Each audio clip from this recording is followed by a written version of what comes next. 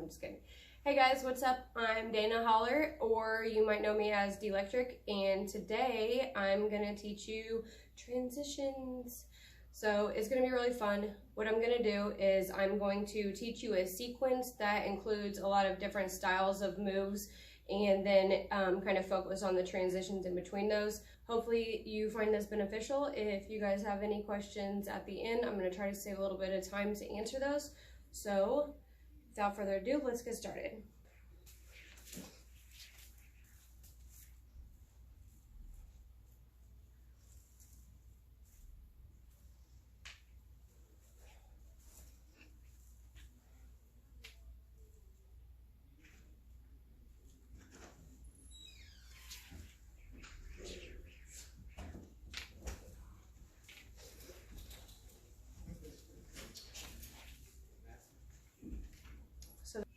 So first I want to say that if any of these things seem too advanced or something you're not comfortable with, there's definitely a way to adjust them or to adapt them to fit your comfort zone. So, so for the first thing, it's as simple, almost like you're jumping rope. You're going to jump it, and then what you're going to do is you're going to bring your hand straight up, and you're going to let it slide here. Once it gets to here, you're going to bring it around the back of you and like a trace around your neck, and then from there you're going to drop it. So once you drop it, you're going to go into what's called an anti-spin. We're going to do 4 petals anti-spin flowers. So to do that, first you want to make sure too that you're keeping the tail side out of the way and in control of it here. So from the anti-spin, you're going to go out to the right first. What is important about anti-spins is you want to hit the same points in space each time, and also you want to notice too that your spin is going to be opposite direction that your hand is moving. So that's what gives it that kind of bounce, kind of like illusion. And it should feel like that, almost at those points where you hit, it should almost feel weightless in a sense. So again, once you're here, you're going to go out right. Your next point is going to be up above your head, and then out. So notice it's right, up, left, and then down, and then that's when we're gonna go into the next thing.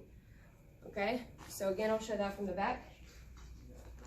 So we're gonna jump right here.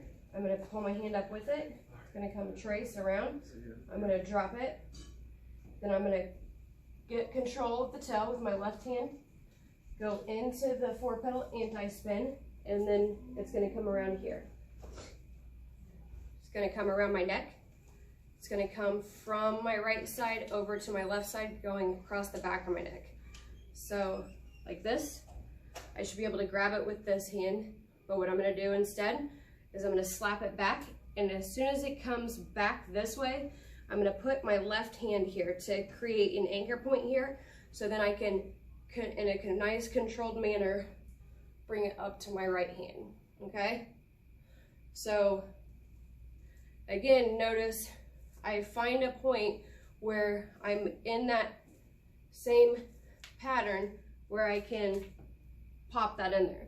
That's a good thing for transitions is once you're in a grip like this, you can think, well, what else can I go to in a grip like that? I mean, really, there's a million different things. You could do something like this, but okay, before I get ahead of myself. So what I recommend doing, so you notice I'm here in this grip. Now my grip has changed, okay? So notice I can do staff stuff, I could do grid work, I could do all kinds of stuff. What I'm gonna do is I'm going to go into a Gumby, which is I'm going to bring my right hand under my left elbow first, and then I'm going to bring it around. Then what I'm going to do is you'll notice my wrist is pointing up and out right now, my right wrist. In order to go into the next move, I have to flip my wrist to where it's pointing backwards, and now my palm is faced towards the dark plane. Then I can bring my arms up into the next thing, which is a triangle, okay? So notice we started with a 2-point grip, and because we had some slack in the middle, we jumped. And then we went into a trace because my hand was already right here, so it's very natural for me to bring that up into a trace, okay? So once I'm here, I want to get back into fiber grip. So I drop it, now I'm in fiber grip. Get control of my tail. Now I can go into my anti-spin. Oh, I'm in a single fiber grip, okay? I'm spinning it kind of like you would a poi. Then I come here, okay? I'm now creating an anchor around my, or it's my right hand is at my left shoulder. Okay, I'm gonna break it and I'm gonna bend forward, break it, send it back, and then switch which hand is anchoring it and which hand is catching it, okay? So now I'm back in 2-point grip. So notice now we went from pretty much, we've used kind of 3 different grips, okay? So that's the biggest thing in transitioning is you're switching your grip, right? Each style is gonna kind of require a unique grip to it. So now I'm in this grip, right? So then I decide I'm gonna do this because this is a grip I can do from that, or this is a trick I can do from that grip. So then I flip my wrist back, and now I'm back in 2-point grip with my palms facing down, okay? And I'm holding it behind my back here.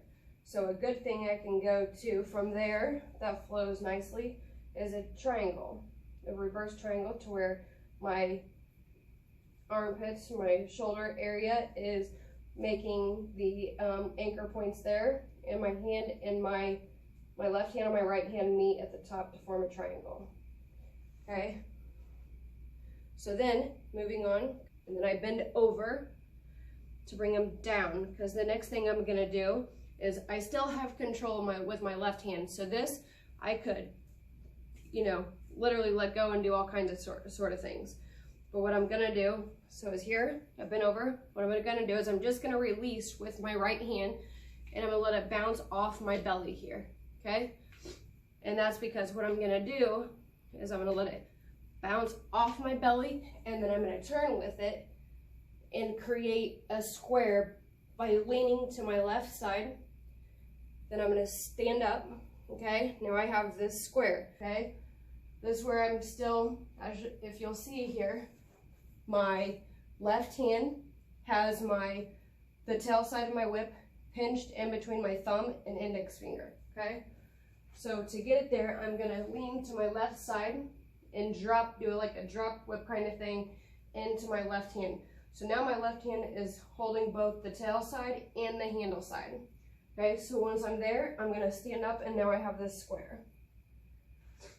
Okay, so from here, what I'm gonna do is I'm gonna fold this tail and handle side of my left hand.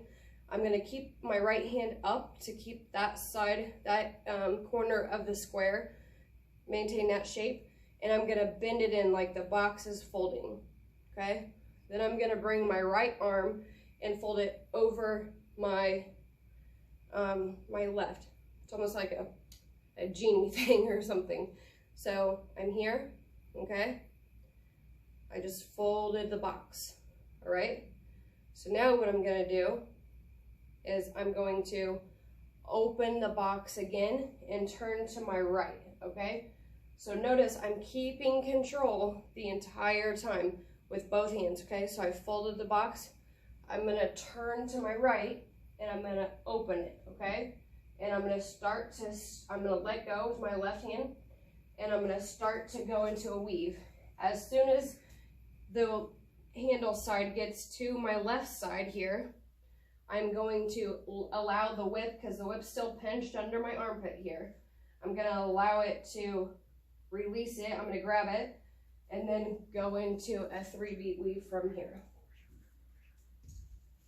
When I turn, notice I'm still pinched here. I let it spin, and then I'm gonna grab it and do a 3-beat weave, okay? You can do a couple rotations of this, or whatever, it doesn't really matter. Then you're gonna drop it, okay? You're still gonna have control of the tail side with your left hand to keep it out of the way, to keep it clean, okay? So now you're gonna drop whip here in front of you. So, oh, what can I do? I can let go with my left hand, and then I can re-grab the handle, okay? And I'm gonna do like I'm gonna go into a pin rotation, but instead, I'm gonna slip it behind my neck here into a trace. And then I'm gonna bring it down around to my inside of my right leg. I'm gonna trade off. So I'm gonna put it in my right hand, okay? And then it's through there. I'm gonna let it slide through my grip over to this side and then catch it, and that's the end of the combo.